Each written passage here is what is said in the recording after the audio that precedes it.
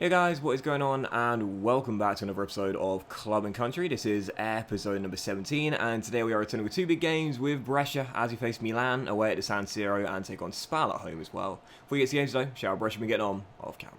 And of course, in the season opener, you saw perhaps one of our best wins, if not our best win of the series actually, the 3-0 victory away from home against our rivals, Atalanta, in the Lombardy derby. And following that, 7 games in a run off camera, and as you can see, it's been a mixed start to the season for Brescia. Not too bad, not too good, but just mixed.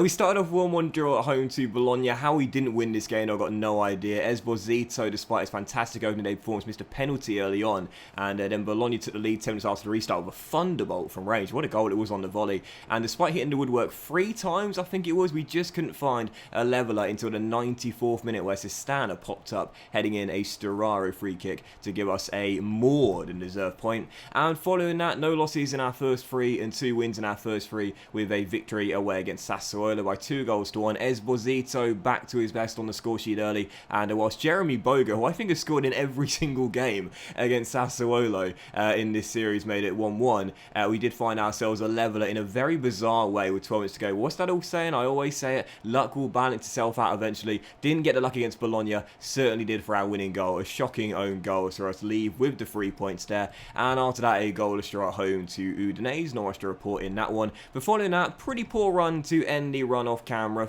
Two defeats in our last 4 games, starting with a 1-0 loss away in Naples against Napoli. Fabian scoring the only goal of the game 15 minutes in, and Storaro also got sent off for 2 yellow cards in this game. And then a 2-1 home loss to Roma, where really we could have lost this game by far more goals. We are holding on for what would have been an amazing point. We were just about clinging on to it as well. Ordero made an incredible save in the first half, but with 14 minutes to go, Kluivert made it 1-0. And I always say young teams, they capitulate, man. After we conceded the first, heads dropped, Florenzi made it 2-0, game was over, and whilst Muru did grab a consolation goal for us late on, and for some bizarre, strange reason, it went out as an own goal by Paulo Lopez. We did lose the game, and deservedly so, but bounced back in our following game, 1-0 against Sampdoria, newly promoted, who right now sit in a relegation zone. Eddie Salcedo scoring his first goal of the season. So happy for this guy, man.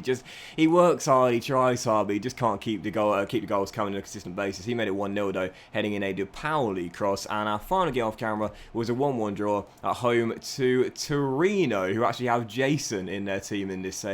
Sistana made it 1-0 7 minutes in, heading in a De Pauli free kick, and Belotti levelled it for the visitors 4 minutes after the restart from the penalty spots. Yeah, quite a mixed run to start the campaign off. Started really well, no defeats in our first 4 games, but now 2 in our last 4, and only 1 win in our last 4 as well. So unsurprisingly, with a mixed run of form to start the season off, we sit in mid-table. Yeah, 3 wins in our first 8 games, 3 draws, and 2 defeats as well. It's not been a terrible start for Brescia. It certainly could have been better, but when you look at it this way, we're only 3 points off Sassuolo in 6th place right now, and 6 points clear of Genoa in 18th place. We're about a quarter of the way through the season. It's been a decent start. Well, it will be about a quarter of the way through today's episode, but yeah, it's been alright, it's been okay, and again, what you got to remember is that we are a team of very young players. You know, obviously we've brought in a few more experienced players in the past couple of transfer windows, but really, the average age of our squad is very young. There's not a single player in this team that is 30 years old or older. It's a very, very youthful team. So it's all about trusting the process, man. It's not just a soundbite that us and the 76ers share. No, it's a real thing. Trust the process. We will eventually become a really good team. It's just going to take some time. But first game today is away at San Siro, and as you can see right now on the injury report, we have had a little bit of an injury crisis as well to start the season off. Thankfully now, though, players are coming back from the injuries. Bisoli is down after a broken toe he got against Roma. Sabelli is just coming back from an injury. Roviglia's got food poisoning. Patagna has had 2 injuries to start the season off, as has Storaro as well. So we had quite a few injuries to deal with, but now for the most part everyone is fine, and this is our team. 5-2-1-2 tiki-taka, our preferred style of play, with Ordero in goal, the back 5 being Martella, Sistana, Magnani, Armini, De Pauli, with Viviani and Stefani through the middle. Picardi supports Patagna and Salcedo up top, because Esposito to start the season off only the 2 goals and none in his last 5. I think he deserves a breather. Well, needs a breather, I should say. And on the bench, Mola, Parola, Papetti, Muri, Barbiere, Iglio, Mazzai, Dalmonte, Saccagni, Torri Grossa, Rovaglia, and Esposito as well. First game, it's Milan away, Forza Brescia. So first highlight falling to Milan. Theo Hernandez on a storming run down left-hand side. Dispossessed by Storaro, who lost it straight away. And Rafael Leao turns it in. He's not had a bad start to the season, Storaro. But he's already had one red card and one mistake leading to a goal as well. Theo Hernandez on the run. I don't know where De Pauli was here. But as Storaro comes back to win it, he just loses possession and it's whipped into the middle and Leao heads it home. Never nice when one of our new signings makes a glaring error. 1-0 Milan. And he's on a booking as well. Storaro, for fuck's sake. Put this guy on 40 grand a week. Was frothing at the mouth over those mental stats. But dear oh dear, maybe the 11 first touch and the 10 concentration is the reason why he made that glaring error there. 1-0 down, 5 minutes to go before the break. Dominated possession. Only giving Milan one chance to be fair. But now they're coming forward again. And again it's down this left-hand side. Hernandez beats De Pauli. Struggling today. Theo whips it in. 2 assists for him. No, it's not. Great save by Ordero to deny Chamberlain. And kept out on the line. Wow, what a save. Oh, what's just happened? I've just missed a red card. I just skipped the VAR replay and I've just missed a red. Viviani's just been sent off for a straight red card. But what happened there? What? Oh, it was from the clearance after Ordero's amazing save, and Chamberlain was taken down by Viviani. And it will say there he went on 2-footed. There we go. Okay, so there was the red card. I just skipped a replay and I found out I had a player sent off. Oh, Storaro's on a booking as well. What I'll have to do is drop Picardi back or maybe take off one of Patagna or Salcedo. Neither's played especially well, to be fair. But you know what? No. We'll keep the duo one. And what we'll do is we'll change Storaro's role to a box-to-box. And we'll have Picardi sitting deeper, even though he can't really do that role. And we'll leave things as they are for now and keep 2 up top and be brave. That'll do it for the first half though. A man down, a goal down, and definitely losing for the 3rd time in 5. Said to the boys, unlucky, things just haven't gone right for us so far. They're all relaxed and motivated, including Viviani. There's a reason why Viviani's relaxed. He sat in the bath right now. He's finished. I'm going to assertively say, I'm disappointed in you getting sent off so early. That's crazy. I think that's the first time that's ever happened. Skipping a replay and a man gets sent off. Changing things up a little bit here, but I can't see us finding a leveller as we put Picardi up a little bit further, bring on Mazzai. But to be fair, despite going at a man down, we've not capitulated, which is the key. We kept ourselves in the game with 12 minutes to go. Remember last season at the San Siro, we were down by a goal, and then we found a leveller through Esposito right at the end. Despite being a man light, it could happen once more, you know. As Picardi plays it back to Mazzai, young midfielder, who takes over the halfway line. To Claudio, the academy boys linking up, and back to David. Picardi whips it through. Oh, nails the moment as well. Eddie Salcedo, he's just not a goal scorer, man. He's just not a goal scorer. 1-on-1, straight at GG. Won't get a better chance than that. He's got to bury that one. Esposito sat on the bench thinking, I would have buried that, mate. I would have buried that. Magnani dilly-dallies on the ball and Batshuayi punishes him and Milan make it 2. What a shame, man. We lose this game, not through playing badly, dominating possession despite being a man light, but making 2 individual errors. First Storari and then Magnani. I've seen this so often in this year's FM. Dilly-dallying on the ball, beaten by the Belgian who puts it past Ordero. 2-0, game over. Good night, Brescia. Mate, that is so disappointing as well. That is really, really disappointing. Salcedo with the chance, couldn't finish it. Stuck on 1 goal for the year, and at the other end, terrible defensive error for the 2nd time in the game. That's a shame, because again, we didn't even play like that badly. We created a clear-cut chance. We were a man light for most of the game. Yeah, I hate to keep on saying this, but positives, man. That's what we keep on focusing on. Just have a quick little team meeting there, trying to get the boys' morale back up. Also going to schedule a team bonding session. You know how much I love those team bonding sessions before the game on the weekend.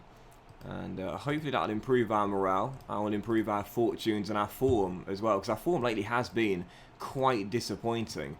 And when you look at the run coming as well, SPAL, Cagliari, Fiorentina and Cittadella. I mean, all of those games there to close out the calendar year, or to close out November and October, should be wins. Should be wins. We can get back on track, 4 wins from 4, get back in the top 10, keep ourselves in the race for a Europa League place. That's what I want to see. Like, we're targeting a top 10 finish this year as well. I know the board said finishing mid-table, which to be fair, I know we've had a little bit of a shaky run lately, but mid-table is definitely more than achievable with this Brescia team. But for me, I want the top 10. I'll be disappointed if we can't finish in 10th place or 9th or possibly even 8th as well. We've got the quality. We've got the team now. And again, because it's such a young team and improving all the time as well, it means we just get better and better as the months go by. So yeah, top 10 for me, that I wouldn't say it's mandatory, but I'll be disappointed if we don't get it. Big dreams for little Brescia, baby. Big dreams for us. And why shouldn't we be dreaming, man? We're a really young team. We've got some class talent coming through.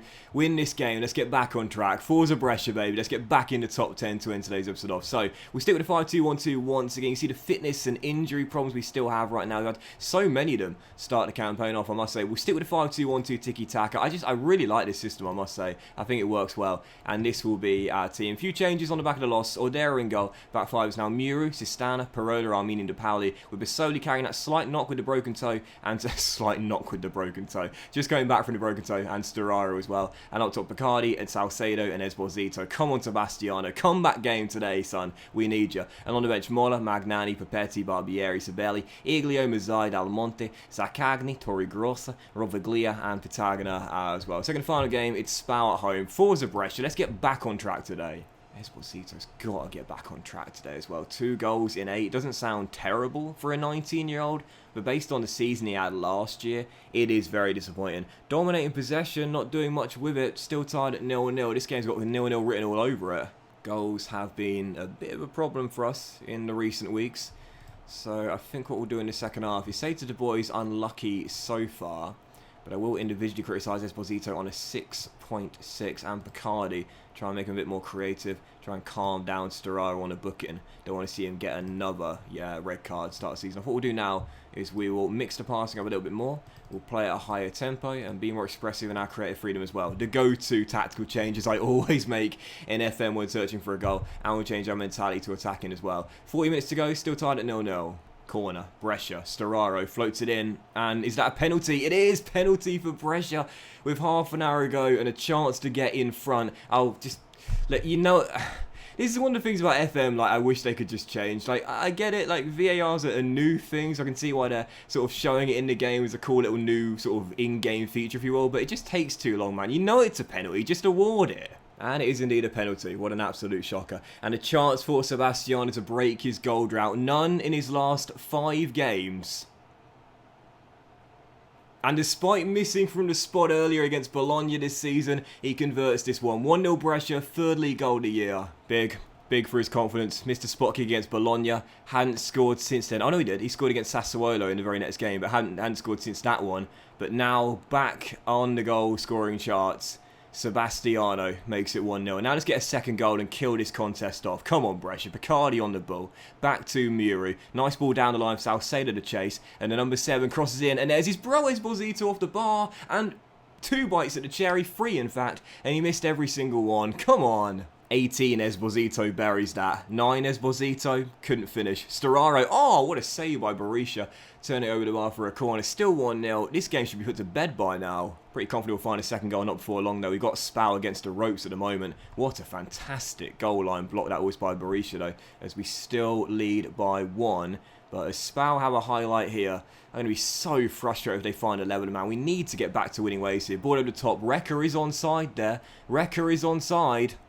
And it's straight at Ordero. Thank God for that. Closing the game out, almost there. Haven't scored that many this season, but you know what? Our defence is certainly looking tight, just like it was all through last season, and I'll take a 1-0 victory every day of the week. Esposito back on the score sheet from the spot. 1-0 Brescia, the final score, back to winning ways. Needed that. And as we just process through the Sunday fixtures as well, you can see we'll end today's episode off in 7th place with 4 wins in our first 10 games. 10 goals on the board, only the 8 conceded as well. And a pretty decent start for Brescia to begin the campaign off. Like, all of our goals all of our games, apart from the Atalanta one, have been pretty low scoring. To be honest, we haven't had like a goal glut game yet. But either way, for now, we're doing well. We're in the top 10, exactly where I want us to finish, and we're only outside of a Europa League spot by a single point. Long way to go, though. Long way to go. But that was this episode of Club and Country, guys. A big thank you for watching. I hope you have enjoyed it. And if you did enjoy this episode, then please drop a like. Much love to you all. Have a fantastic day. And what we'll do is we'll come back with games against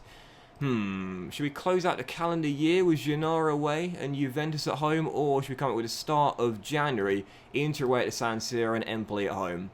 Not entirely sure. I'll decide that one myself. But have a great day there, guys. Much love to you all, and I'll see you for the next episode of Club and Country very soon.